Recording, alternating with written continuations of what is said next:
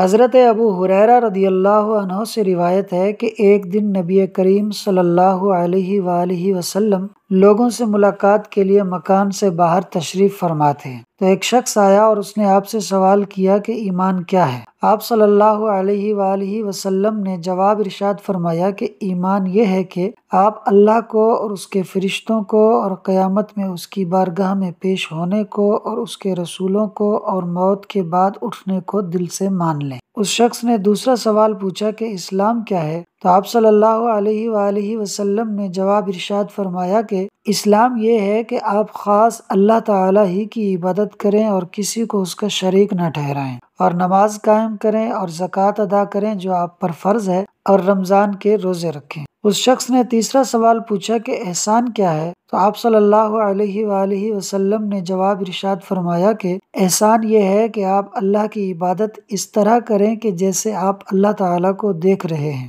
اگر آپ اس کو نہیں دیکھ رہے تو اس طرح عبادت کریں کہ وہ آپ کو دیکھ رہا ہے۔ پھر اس شخص نے چوتھا سوال پوچھا کہ قیامت کب آئے گی؟ تو آپ صلی اللہ علیہ وآلہ وسلم نے جواب ارشاد فرمایا کہ قیامت کے آنے کے بارے میں جس سے سوال کیا گیا ہے، یعنی مجھ سے، وہ سوال کرنے والے سے یعنی آپ سے زیادہ نہیں جانتا۔ یعنی اے شخص، آپ جو قیامت کے بارے میں مجھ سے پوچھ رہے ہیں تو میں قیامت کے بارے میں آپ سے زیادہ نہیں جانتا، مطلب جتنا قیامت کے آنے کے بارے میں آپ کو علم ہے اتنا ہی مجھے بھی ہے، جبکہ یہاں بات دراصل یہ ہے کہ آپ صلی اللہ علیہ وآلہ وسلم اس شخص کو یہ بتا رہے ہیں کہ اس سوال کا جواب راز ہے، اسے راز ہی رہنے دیں، فاش نہ کریں۔ ہاں، میں ابھی آپ کو قیامت کی کچھ نشانیاں بتا دیتا ہوں، جو یہ ہیں کہ جب لونڈی اپنے آقا کو جنے گی، یعنی اولاد اتنی نافرمان ہو جائے گی کہ اپنے والدین کے ساتھ نوکروں اور ملازموں جیسا سلوک کرے گی، اور جب اونٹ چرانے والے کالے کالے رنگ والے بڑی بڑی عمارتوں میں فخر اور گھمنڈ کرنے لگیں گے،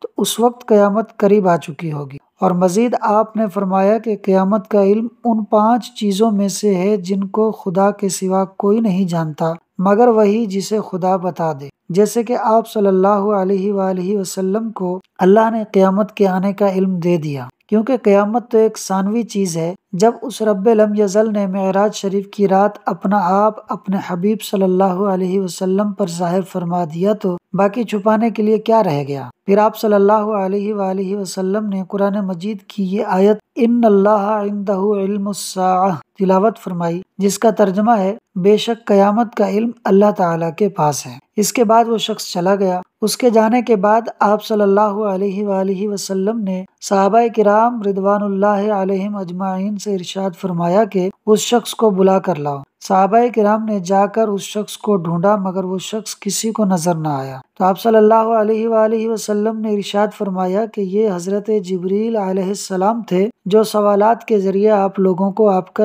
دین سکھانے کے لیے آئے تھے۔ سبحان اللہ، کیا شان ہے ہمارے پیارے نبی صلی اللہ علیہ وآلہ وسلم کی۔ ہم اللہ تعالیٰ سے دعا کرتے ہیں کہ وہ ہمیں ان تمام باتوں پر عمل پیرا ہونا نصیب فرمائے، آمین۔ پیارے دوستو، ویڈیو کو اینڈ تک دیکھنے کا شکریہ۔ ویڈیو کو لائک اور شیئر کر دیں اور چینل کو ضرور سبسکرائب کر دیں۔ چینل کا نام ہے فاز سنو 4296۔